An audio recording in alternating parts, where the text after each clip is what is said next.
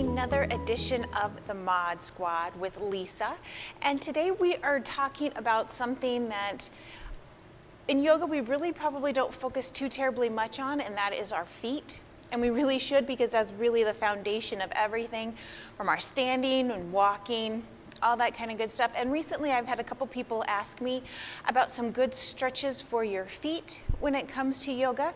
So today we're just going to run through a couple of quick stretches that's going to stretch kind of the top of our feet and work the bottom of our feet just a little bit. So I'll throw out some variations for you, and these are some great ones that you can do at work, or if you've got a few moments while you're standing around waiting for your kid to pick them up after practice. You know, again, one of those grocery store kind of movements. So these will be great to kind of start working into our feet and getting them nice and ready to move. So the first one is we're going to come over onto all fours. We want to place our feet so that the tops are flat on our mat. So our goal is to kind of bring those heels together, and then we're going to sit back onto the heel. So you should feel the stretch through the top of our ankle and the top of the foot. So you can kind of adjust yourself wherever you need to, because it might be kind of an intense stretch to begin with, especially if we're not used to it. If you need to kind of maybe bring those heels a little bit wider, or even bring the feet a little bit wider to begin with as you sit back on them, you certainly can. And just kind of work so that you're slowly each time bringing those feet a little bit closer together.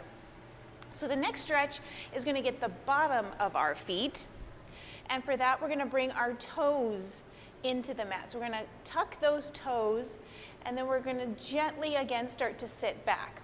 So again, this is going to be a pretty intense stretch if you're not used to it. So you maybe just kind of slowly work yourself back to where you can sit all the way back on your heels, and you should feel it through the toes and through the bottom of the feet. But by all means, again, kind of maybe keep onto all fours and gently just work yourself back as you kind of feel that intense stretch. So now if that gets to be a little bit too much for you, we're going to bring it to standing. So you're just going to grab a chair. We're going to start, you're just going to bring the foot back behind you, keeping that, whatever leg is planted into the floor, keeping that nice and strong. And you're just going to bring the toes into the mat like we did that first stretch, but it's going to be a little bit gentler here. Opposite, we're just going to bring those toes, and you're just going to make some circles each direction.